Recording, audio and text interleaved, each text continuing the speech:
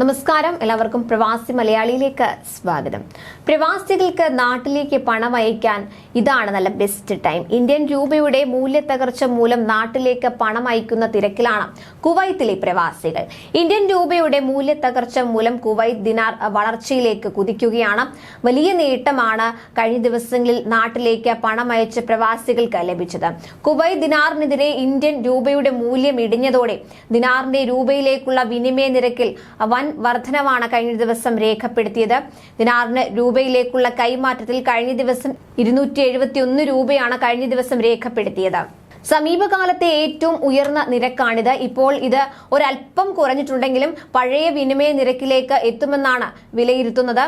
അതിനിടെ മികച്ച വിനിമയ മൂല്യം ലഭിച്ചതോടെ നാട്ടിലേക്ക് പണം അയക്കാൻ കുവൈത്തിലെ മണി എക്സ്ചേഞ്ചുകളിലും എത്തുന്നവരുടെ എണ്ണം കൂടി.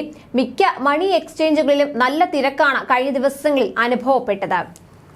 മറ്റ് ഗൾഫ് കറൻസികളുടെ വിനിമയ നിരക്ക് പരിശോധിക്കുകയാണെങ്കിൽ ഒരു UAE ദിർഹം 22.66, സൗദി റിയാൽ 22.19, ഒരു ബഹ്റൈൻ ദിനാർ 220.79, ഒരു ഒമാനി റിയാൽ 216.19, ഒരു ഖത്തർ റിയാൽ 22.86 ഇന്ത്യൻ രൂപ എന്നിങ്ങനെയാണ് നിരക്ക്.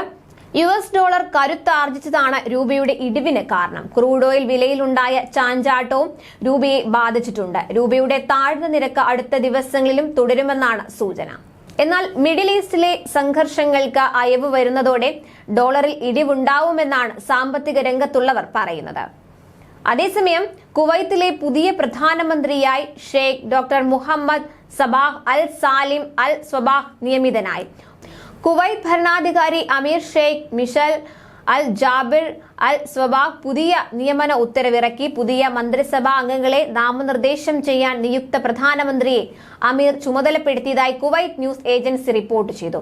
കുവൈത്ത് അമീർ ആയിരുന്ന ഷെയ്ഖ് നവാഫ് അൽ അഹമ്മദിന്റെ നിര്യാണത്തെ തുടർന്നാണ് ഭരണ നേതൃത്വങ്ങളിൽ മാറ്റം വന്നത്. ഷെയ്ഖ് നവാഫിന്റെ വേർപാടിനെ തുടർന്ന് ഡിസംബർ 20 പുതിയ അമീറായി ഷെയ്ഖ് മിഷൽ ചുമതലയേൽക്കുകയായിരുന്നു. പുതിയ ഗവൺമെന്റ് രൂപീകരിക്കുന്നതിനായി പ്രധാനമന്ത്രിയും മന്ത്രിസഭാ അംഗങ്ങളും രാജിവെച്ചു. നിലവിലെ പ്രധാനമന്ത്രി ഷെയ്ഖ് അഹമ്മദ് നവാഫ് അൽ സ്വബാഹ് 2 ആഴ്ച മുൻപ് അമീറിന് രാജിക്കത്ത് സമർപ്പിച്ചിരുന്നു. പുതിയ ഗവൺമെന്റ് രൂപീകരിക്കുന്നതുവരെ ദൈനംദിന ഭരണ ചുമതല പഴയ ഗവൺമെന്റിനെ അമീർ ഏൽപ്പിച്ചിരുന്നു. ഷെയ്ഖ് അഹമ്മദ് അൽ സ്വബാഹിന്റെ പിൻഗാമിയായാണ് മുഹമ്മദ് അൽ സ്വബാഹ് എത്തുന്നത്. രാജ്യത്തിന്റെ പുതിയ അമീറായി അധികാരമേറ്റ ഷെയ്ഖ് മിഷാലിന്റെ കാലഘട്ടത്തിലെ ആദ്യ പ്രധാനമന്ത്രി നിയമനമാണ് ജനുവരി 4 വ്യാഴാഴ്ച നടന്നത്. കൂടുതൽ പ്രവാസി വാർത്തകൾക്കായി ഈ ചാനൽ സബ്സ്ക്രൈബ് ചെയ്യുക.